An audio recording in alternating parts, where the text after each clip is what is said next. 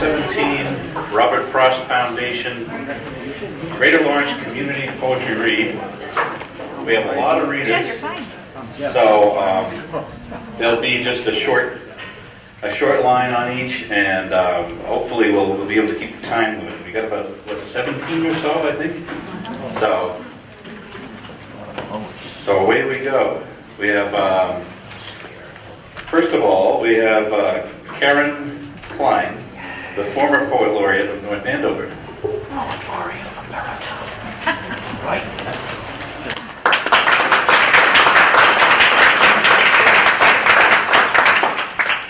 Well, thank you.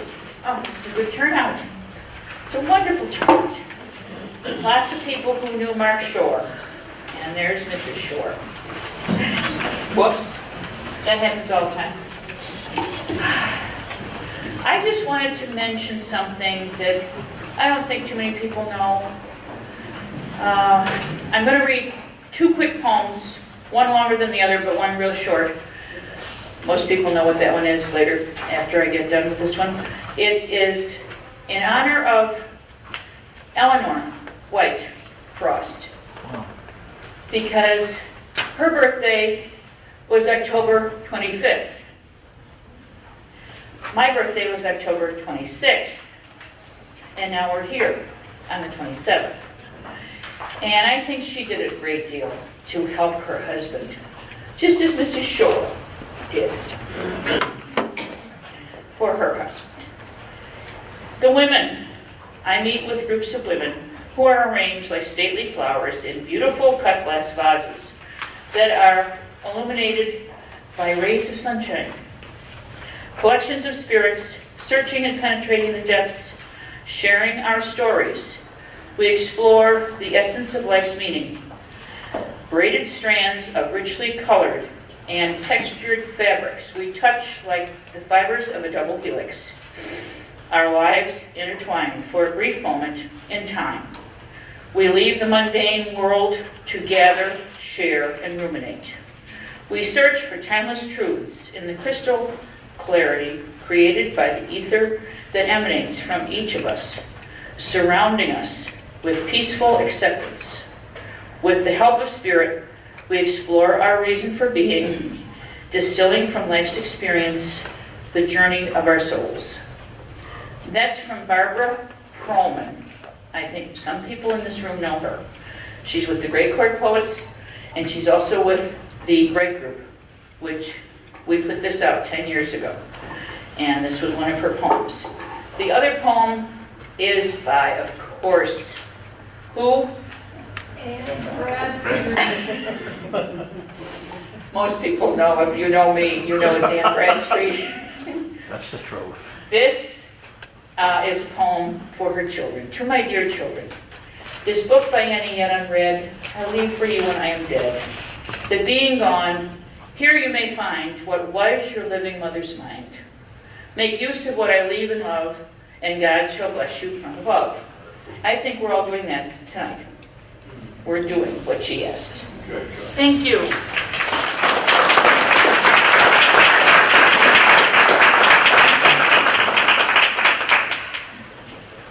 So Anne Bradstreet would be by many decades the first famous American poet. Next we have Jessica Valentin from the Lawrence Public Library.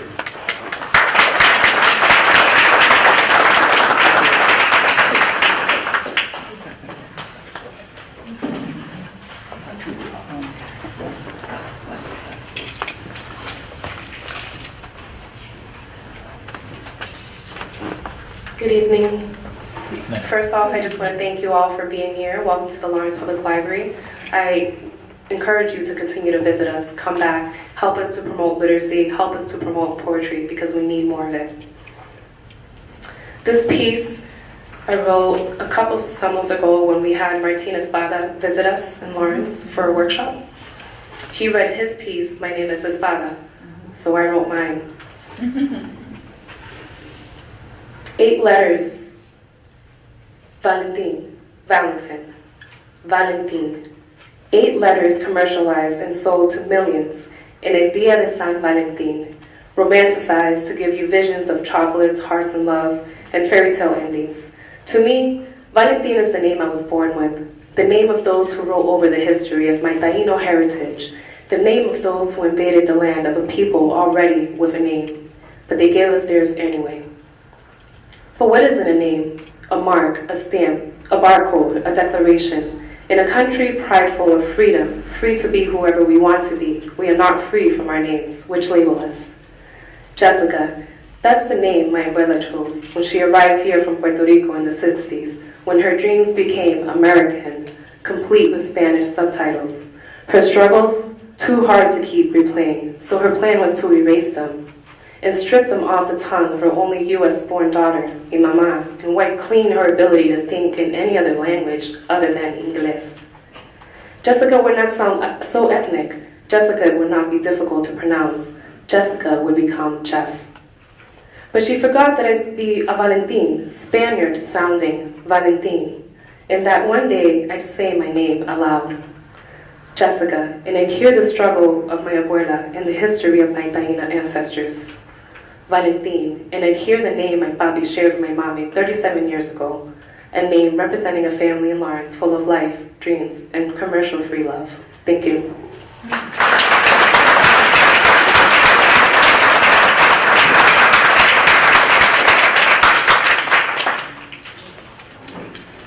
So we're representing various things in parts of the community. And so this year, like last, we have a surprise guest from Market Basket, Joe Andre.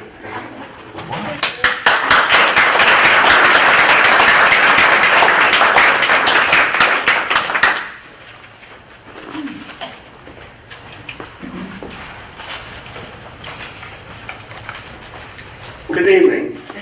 Hello. I've been with Market Basket for 13 years already. My poem is a winter night. One winter night, sitting by the fire, snuggled in a blanket, I drank a hot chocolate. Then I got up, walked to the window, still snuggled in a blanket, looked out the window, the snow was sparkling in the moonlight, and now time to go to bed, snuggled in a blanket, good night. Yeah.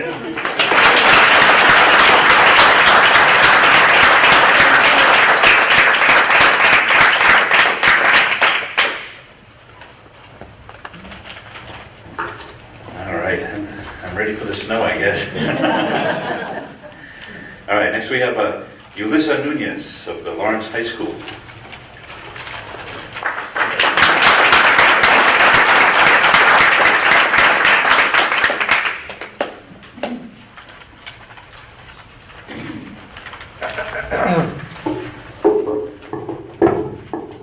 Hi everyone.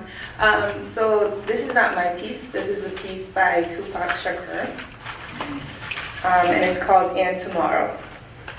Today is filled with anger, fueled with hidden hate, scared of being outcast, afraid of common fate. Today is built on tragedies which no one wants to face, nightmares to humanity, and morally disgraced. Tonight is filled with rage, violence in the air, children bred with ruthlessness because no one at home cares. Tonight I lay my head down, but the pressure never stops, knowing at my sanity, content when I am dropped. But tomorrow I see change, a chance to build anew, build spirit, intent of heart, and ideals based on truth. And tomorrow I wake with a second wind, and strong because of pride, to know I fought with all my heart to keep my dream alive.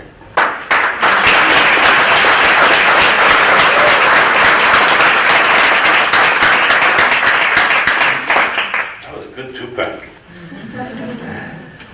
Inspirational. Next we have Renee Hopkins, Lawrence Art House.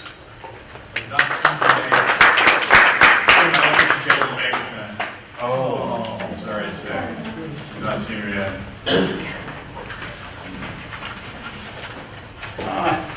We're doing pretty well on average. And so we have Linda Flaherty Haltmeyer, the first poet laureate of Andover.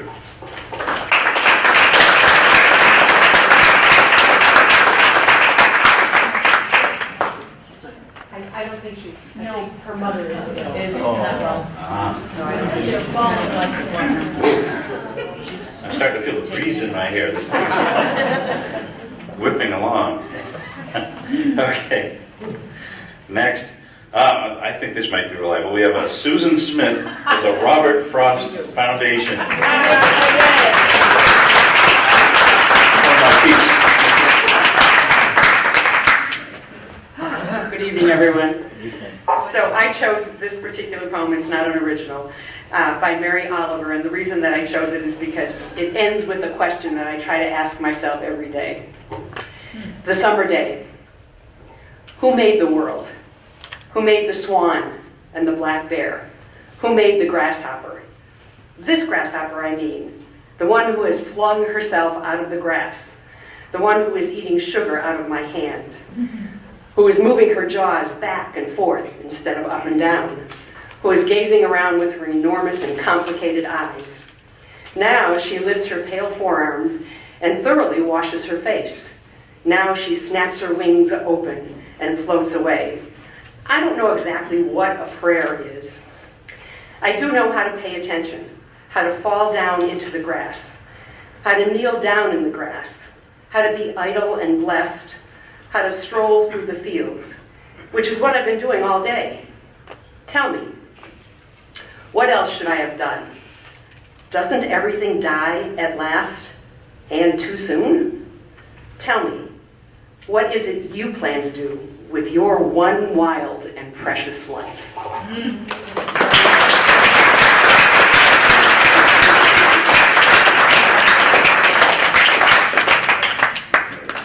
That's very much in the spirit of Frost. Yes. Nature and philosophy. So next we have Glenys Sanchez of the Bread and Roses Festival.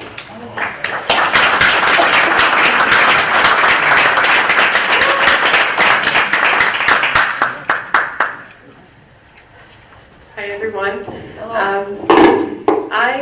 I'm going to share a piece with you from a young writer from our city. Her name is Leda, and this past summer I was at Andover Bread Loaf with some fellow teachers, and the first time I heard her piece, it was so powerful that's why I chose to read her poem. And as Mark Shore will say, Lawrence is becoming a city of writers, and Leda is definitely one of our strongest writer. So if in 10 years you see a lot more from her, I hope you remember that today was the first time someone else is reading her work. I was raised by mommy's brown rough hands, scrubbing at my dark nappy hair. I could never quite understand how mommy's brown hands be so rough but intentions so gentle. I was raised by close your eyes tie baby when the shampoo will start dripping down my forehead, and no matter how tightly I close my eyes, shampoo still be leaving my eyes red, but now me and my friends be calling red eyes a good time, and I wonder if mommy be thinking that I didn't close my eyes tight enough when my eyes be as red as her lipstick. I was raised by big-breasted women who will be swaying their narrow hips to the music of their island, swaying their narrow hips to bachata lyrics that sound poetry. Then bachata lyrics be poetry, and if mommy loved bachata, she'd be a big fan of poetry like me. Mommy's and Tia's lips don't be dripping honey, because I was raised by women who had blood dripping down their lips and tongue, which is to say, I was raised by women who ain't afraid to bite your damn head off, but those be the same women scrubbing the knobs on their children's head, saying, close your eyes tight, baby, so our eyes don't get as red as the lipsticks. I was raised by women who teach their daughters how to wash their panties with jabón de guava before they're taught to spell their own names. I was raised by women with names that be rolling off your tongue, women with names that make you run the R. But I was raised by women who were raised by other women who taught them how to hide the black behind their ears so well they forgot they were black. And I was raised by women who be relaxing their hair. Pelo malo be one of their biggest fears. I was raised by women who don't understand there's no such thing as pelo malo, like how I don't understand how mommy's brown hands be so rough, but intentions be so gentle. Pero mami still raised me scrawling at my naps though, calling me beautiful after she did my trenzas natural.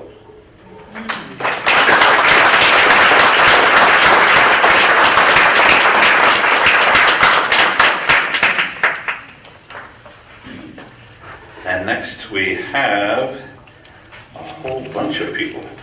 Kennedine, Poets Laureate of North Andover, with the North Andover Center for the Performing Arts TAP team. That's what the board hears. Yep.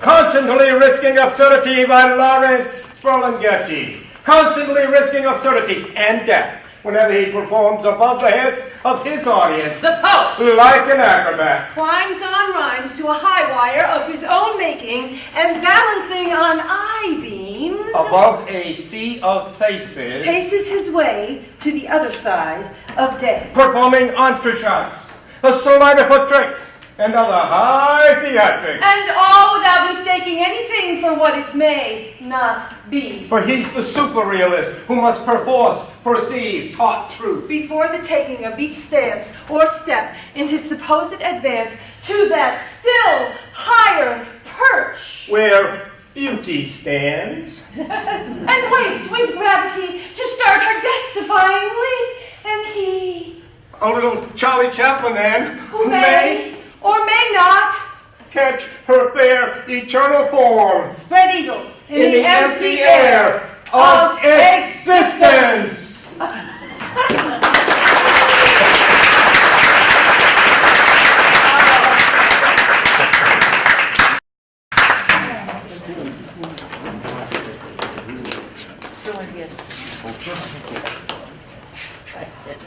Jazz Fantasia! By Carl Sandburg. Drum on your drums. Batter on your banjos. Sub on the long, cool, winding saxophones. Go to it. Oh, jazzmen. Sing your knuckles on the bottoms of the happy tin cans. Let the trombones ooze and go hush-up, hush-up, hush with the slippery sandpaper. Moan like an autumn wind, high in the lonesome treetops. Don't stop like you wanted somebody terrible. Cry like a racing car, slipping away from a motorcycle cop. Bang, bang, you jazz and bang all together now. Drum, taps, banjos, horns, tin cans. Make two people fight at the top of the stairway, scratch each other's eyes in a clinch, tumbling down the stairs.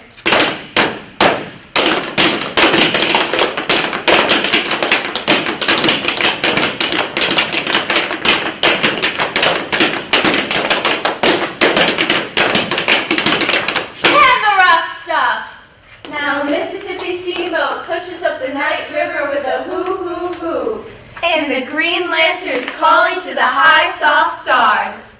And the red moon rides on the humps of the low river hills. Go to it. Oh, jazzmen.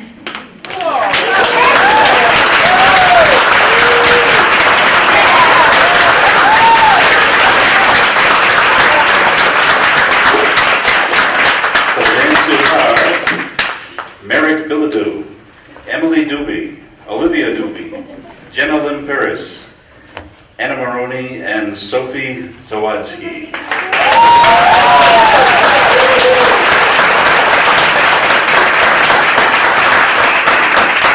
The last 3 times I heard that it was just Ken. And he didn't have any tap shoes. All right. Next we have Doug Lowney, real estate appraiser.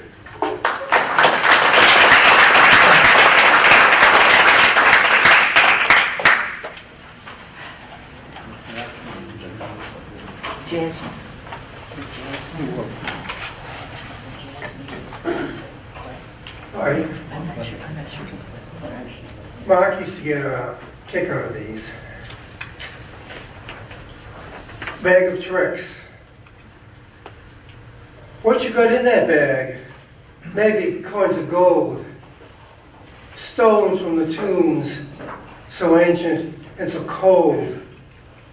Holding them In my hand, they feel cool and slick, slipping through my fingers into your bag of tricks.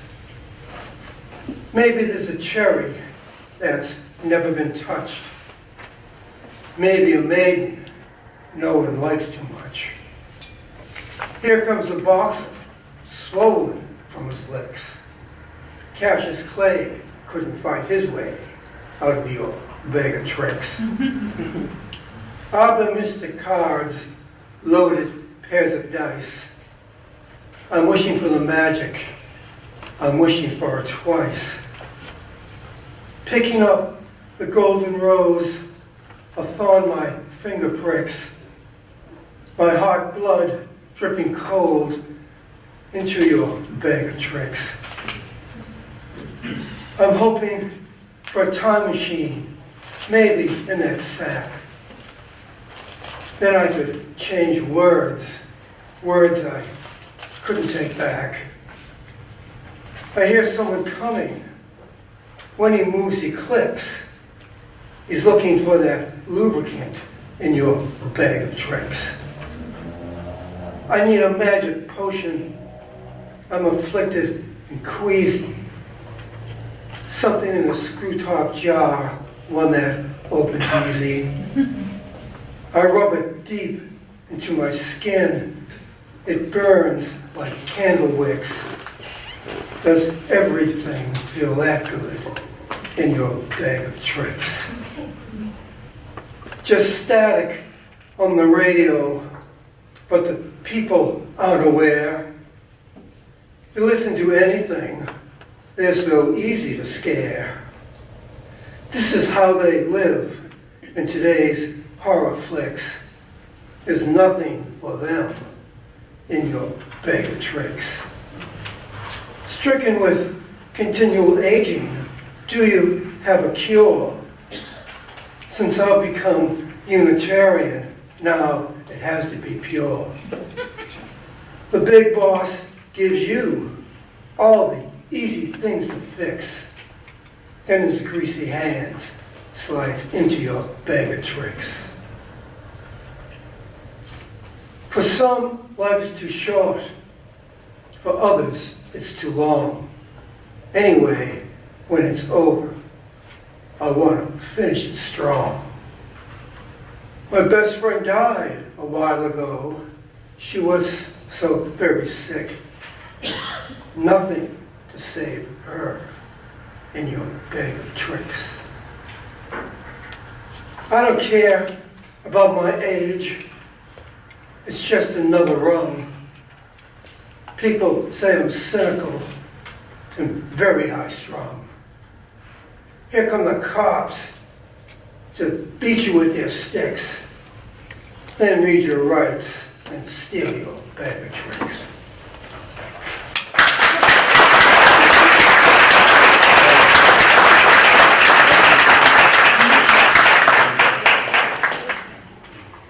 All right, so we've got Phil DeColiero of the North Andover Board of Selectmen. All right.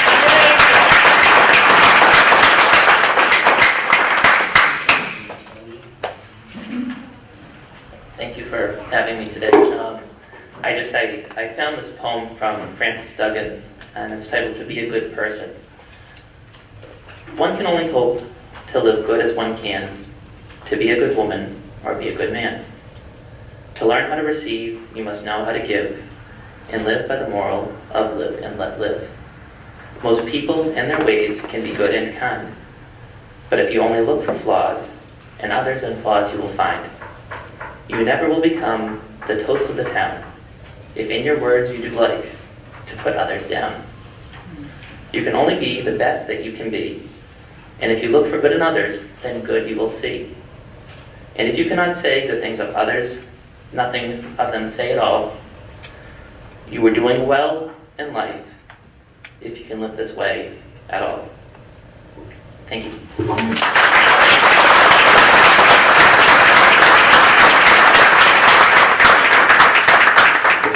Well, that should be read more often. Yeah. Next we have Janeda Tapia, from Andover Bread Loaf. Need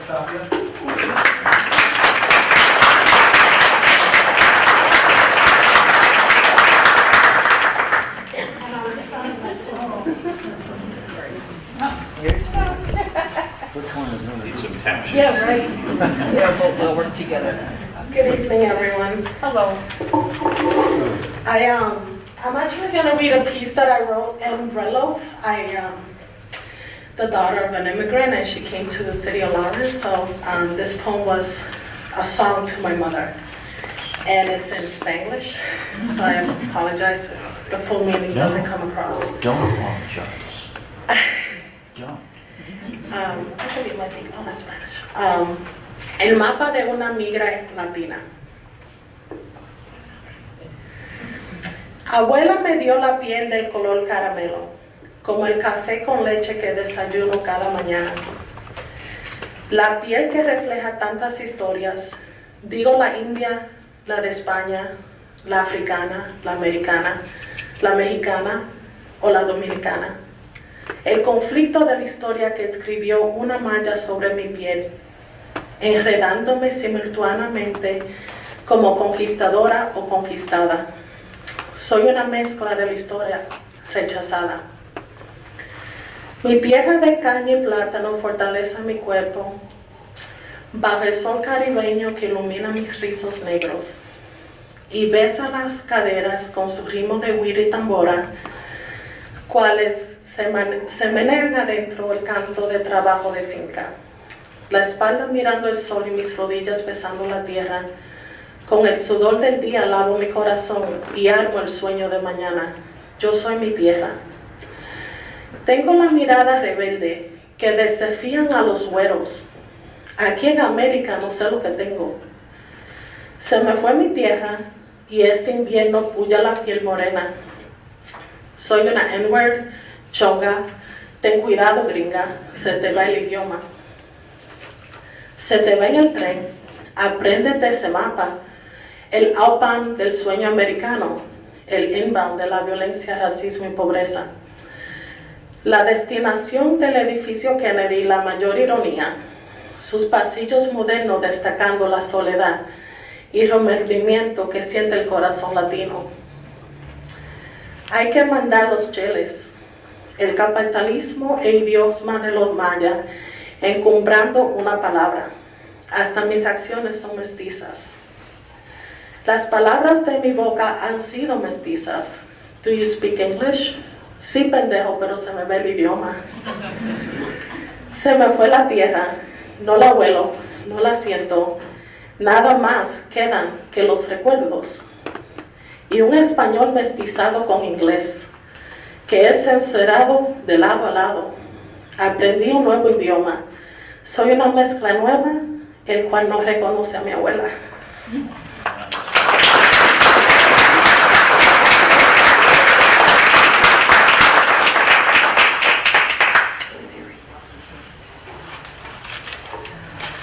And next we have Amita Kiley of the Lawrence History Center.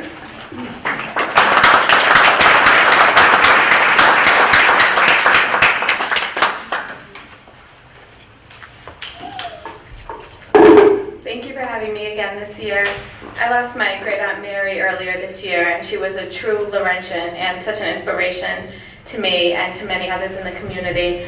And this poem gives me comfort. Her birthday would have been tomorrow, Sunday. She'd be 92, and I hope this gives us who miss Mark comfort as well.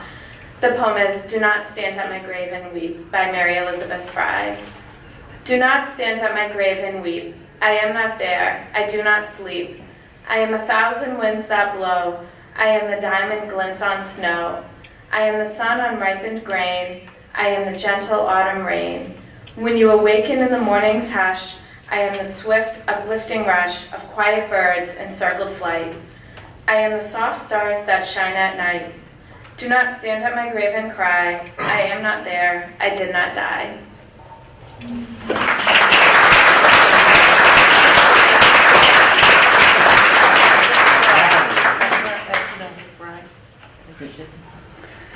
And next we have Harry Durso, Andover High School Emeritus.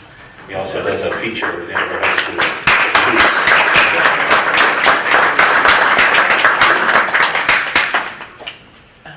Thank you, John. I'm coming. Boy, Harry. Can't tap dance, so I'm sorry. Next time, if I practice. Yeah, right. No one's more official. All right. What an honor it is to be here tonight. I'm so pleased to have been invited here tonight. I grew up in this neighborhood. I went to Holy Rosary Grammar School down the street. And I lived in these streets. And there used to be a man across the street in the common with a popcorn wagon. And he used to sell popcorn for 10 cents a bag. And if I was really a good boy, my grandfather would take me and give me the dime for that popcorn. The only trouble was I was never a good boy. So I could still taste that popcorn tonight. Thank everybody for coming tonight. I'm going to do something different tonight. I usually do my own work, but I picked 2 poems from Robert Frost to go with the theme tonight. And Ray wants us to give a story. I'm going to give a story about this poem, Road Not Taken. I'm going to do 2 Frost poems. Now, if you're a scholar in poetry and you study Robert Frost, the interpretation of the poem that most people have, and which I have, is much different than what academic people say it is. But I disregard it because when I went to Villanova, I was taught that when you create something artistic, it has a life of its own. And this poem has a life of its own. And I think the interpretation that we all have is much better than whatever intellectuality had gone into it to change it a little bit. So I'm going to tell a little story about a teacher I worked with at Andover High, Mary Pitticelli. Mary Pitticelli worked in special needs. She worked in the basement of Andover High, this little tiny glassed-in closet. And she was about this high, and I worked with her for 30 years. Always had a smile on her face. She taught special needs reading. And I walk in one day, and she has Robert Frost's poem, Road Not Taken, up on the wall. And she has a diorama on the desk. She has little trees. She has the 2 paths. She has snow. She has all this that she did for her students. And I said, Mary, what's this? What? She says, Harry, all my students are different. And my interpretation of this poem is that Frost says that if you're different, you have hope. So all people tonight who are different have hope because of Mary.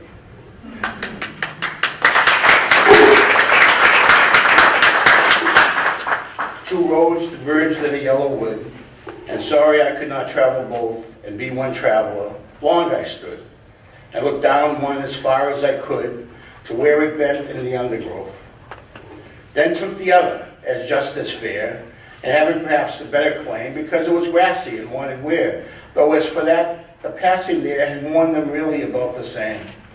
And both that morning equally lay in leaves no step had trodden black.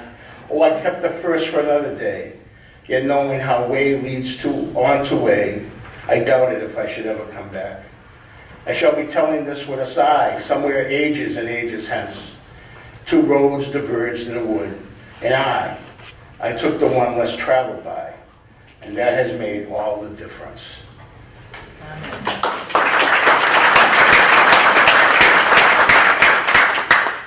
You know, I had this thing about heroes. We always think of heroes being these big movie star heroes. But Mary was my hero. Because she always had a smile on her face. And the kids she worked with were really difficult. And she always was consistent every day. So she's my hero. And I think we're lucky when we have heroes like that.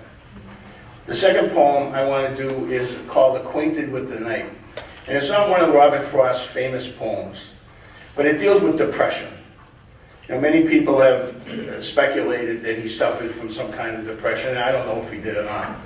But I know that as a country right now, and as a city right now, we are in a state of depression. I certainly am. And I want to read this because he really writes about this well. I have been one acquainted with the night. I have walked out in rain and back in rain. I have outwalked the furthest city light. I have looked down the saddest city lane. I'd pass by the watchman on his beat and drop my eyes, unwilling to explain. I've stood still and stopped the sound of feet when far away an interrupted cry came over houses from another street.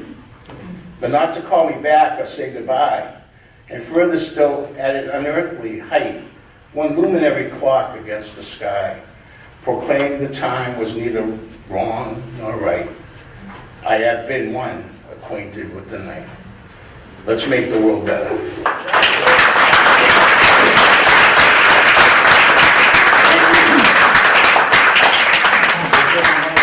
Tap, all right?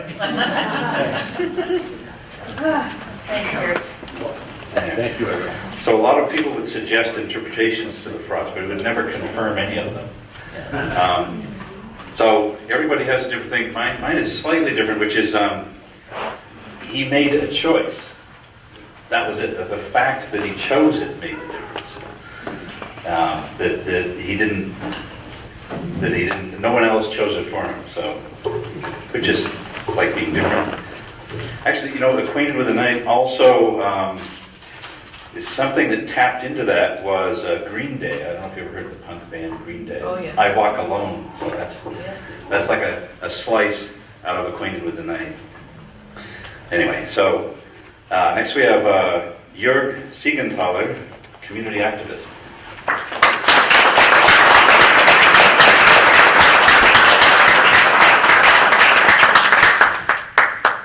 First, I'd like to thank my good friend Richard McCarthy, who's here in the front row, for guiding me towards a book, a collection of worker poetry of the 1930s. And I like the book very much, and I picked the one poem from there. It's by Miriam Tain. She was born in New York City and grew up to be a garment worker, and later became an organizer for the International Ladies Garment Workers Union. And during that time, she wrote poems for the union newspaper, and this is one of them. Factory windows. Towering are the stout-sided, fat-bellied factories like tawny-tinged earthenware jugs stained with soot and tightly juxtaposed along streets of slow-pacing crowds, sluggish as serpents in the sun. Recurring batches of men and women are thrust into their bulging necks and disgorged only when their sweat has irrigated a soil of vibrating steel to bring forth harvests which they never reap. And over the grimy factory roof's face, pockmarked with pebble stones, the sky is blue, minty salve. The sky as fresh as water from an earth-born spring, flecked with color of ripe apricot, as if a vein had burst in the swollen sun, belongs to the others, to those who own the factory windows, from which these, humped over their machines, with shoulders round almost as their twirling spools of thread, sighing furtively, glimpse the sky. And envy the brown, soft, supple smoke, forever trailing out of the factory into the clouds, like crumpled parachutes, lost in endless space, and air and light, and never coming back. When the will of each shall coalesce as one, grow hard as rock, with which to shatter the pain, then the time for envy will have passed. For not only the window, but the sky stretching beyond, all shall belong to all, and with its ripping thunder and teeming rain, sweep the world clean for a clear, windless dawn.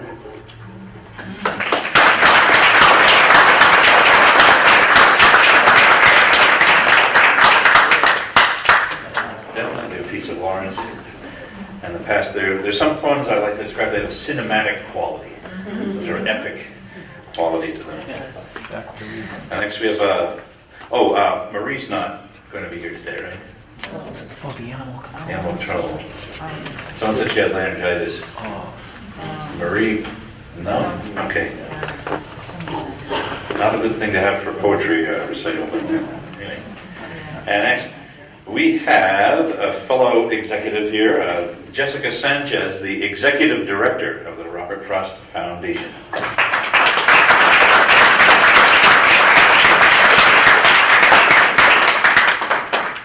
Hi, thank you all you guys for coming tonight. Since we dedicated the room upstairs to Mark, I am going to read a poem of his from his book, Song of My Selfies. As always, my favorite poems to read are the ones he wrote to his wife, Natalie. This poem is called Traces. Natalie, this morning I put my unfeeling hand along your back, tracing the way between your opera and your Bourse. I found your arcades and their source. Then, afternoon, following their art, I took a very different way into the galleries of your heart. And finding them, I stayed all day. From there, I became Orpheus and forgot to trace the way I came, finding only your gardens of jazz. Never sounding exactly the same, Natalie, I called Paris by your name.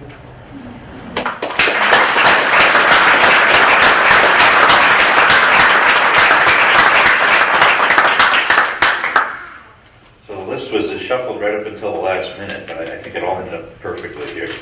So to finish, we have Natalie Shore, Phillips Academy Emerita.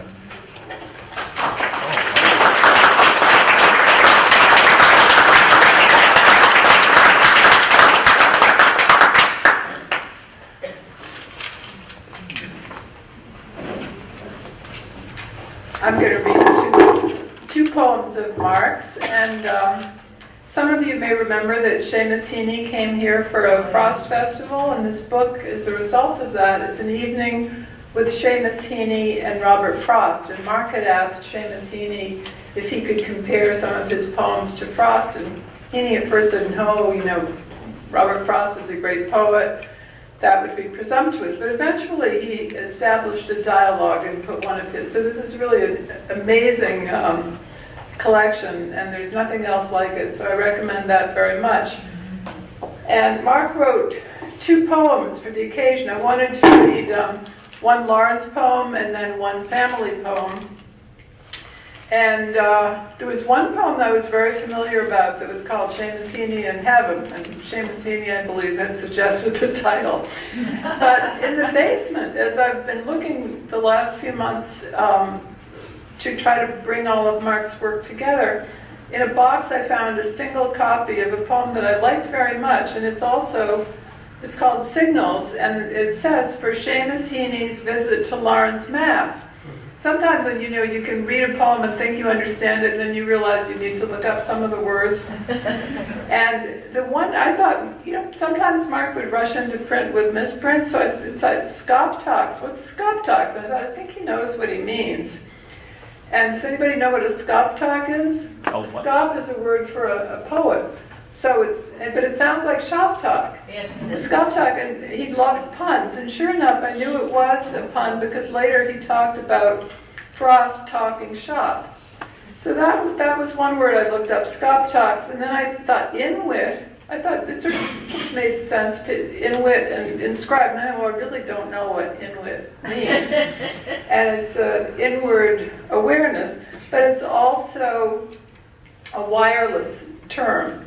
And it's about Morse code and communicating between the two poets. So, signals for Seamus Heaney's visit to Lawrence, Mass. Signals to noise keeps dropping out of the wireless art until Heaney transmits from a place where he Skoptoks others to a poetry dotted and dashed from the North Sea to Inuit and inscribe here in the journey of every emigre. So Frost once emigrated too, and passing through the mill, must have talked shop with the best of them, along the rows of houses and unlighted lamps, trimming his way while sending signals to the day.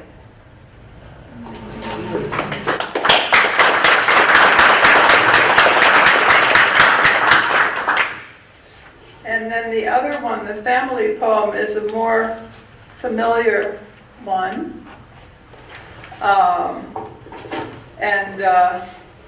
It was when we first had a signal about one of our children, and the title is Amniocentesis. Bright star, you strain to pass your news to us, and we interpret you as best we can. Count your auras to know you are there, and that you seem to conform to all imagination knows. Though still a signal in our minds, you will stop short of what eyes can picture on the clearest night. As that proud king transported news to Galilee to find his wildest dreams surpassed around a star, so driving home tonight, I wish myself as close as you are still, and that I could impart in form as free your information as you still seem to be.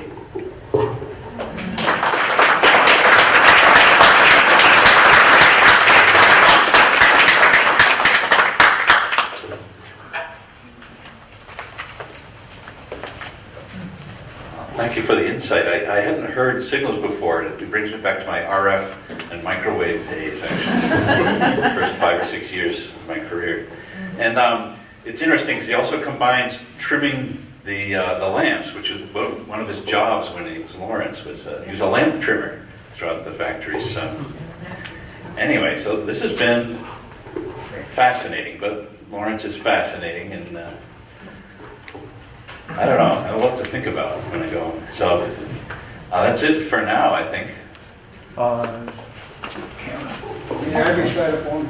What? I'm not a member. May I recite a poem? Oh, yeah, sure.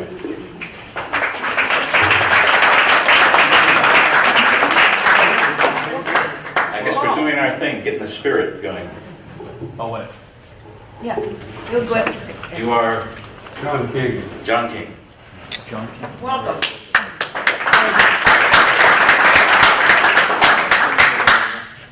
Autumn is here.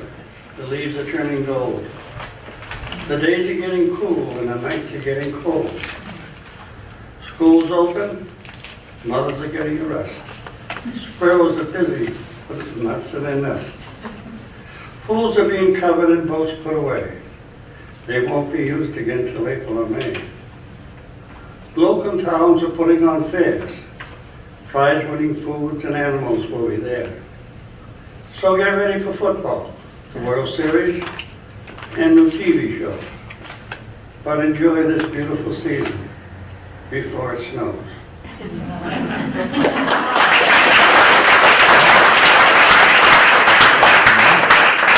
Can you pick another one? I wrote this one day. I'm actually behind McDonald's killing time. And I wanted to write about something small, so I wrote about a snowflake. Snowflake, little snowflake, you're so pretty.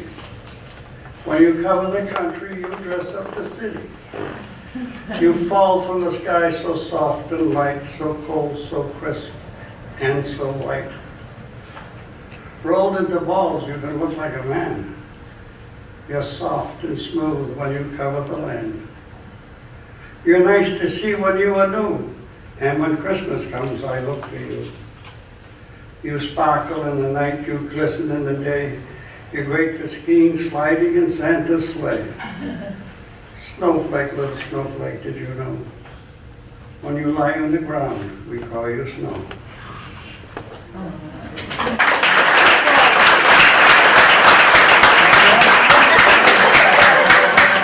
He's still. I've written 200.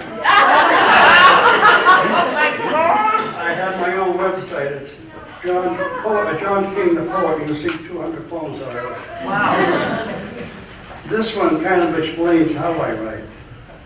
It's called Mysteries. Who guides my hand across this page? Is it someone from another age? Is it someone that wrote before and is using my hand to write some more? Did he see the world as I do? Did he see the sky so pretty blue? Did he hear the little babies cry? Did he see that so blue fly? Did he see the snowflakes sparkling and listen? If he speaks to me again, I will listen. Wow.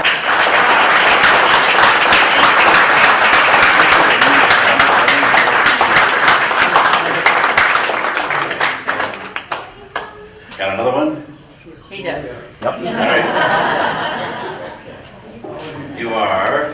I am Paul Tennant. Paul Tennant. Yes. Yay, Paul.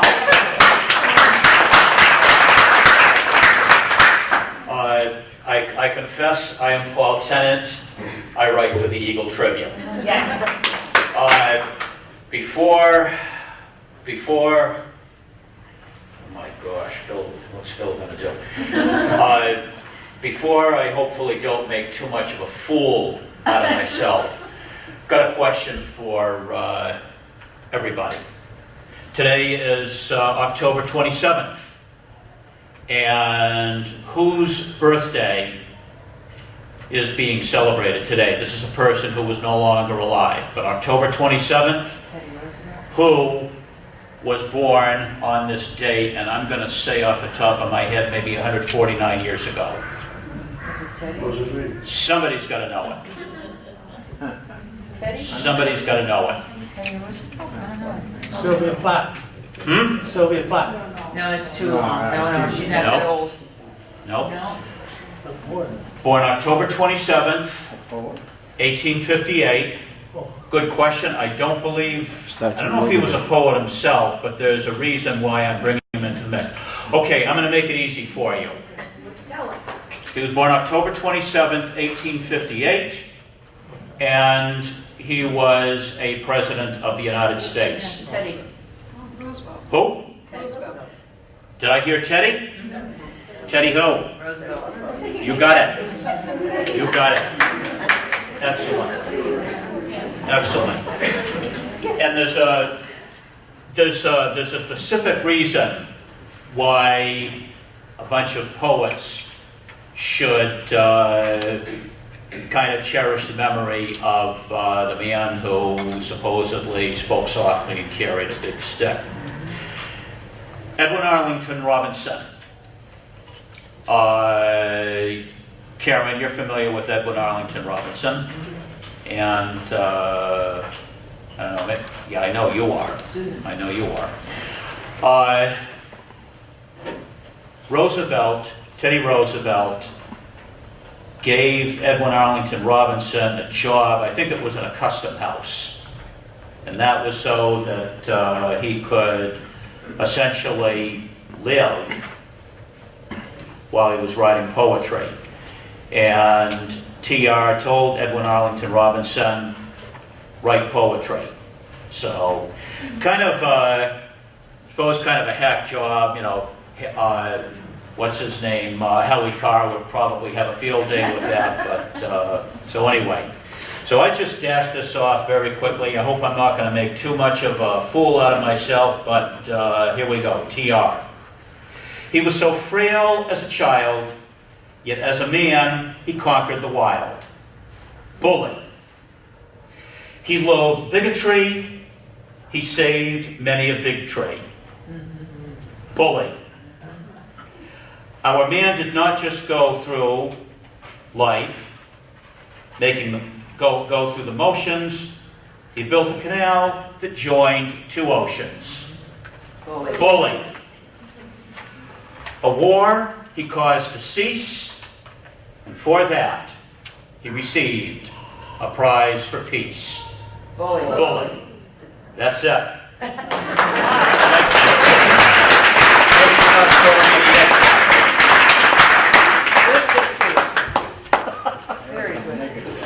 So we have a lot more opportunities for the community to read at Lawrence. We have the Frost Hoots, which are second Tuesdays at 7 at Cafe Azteca.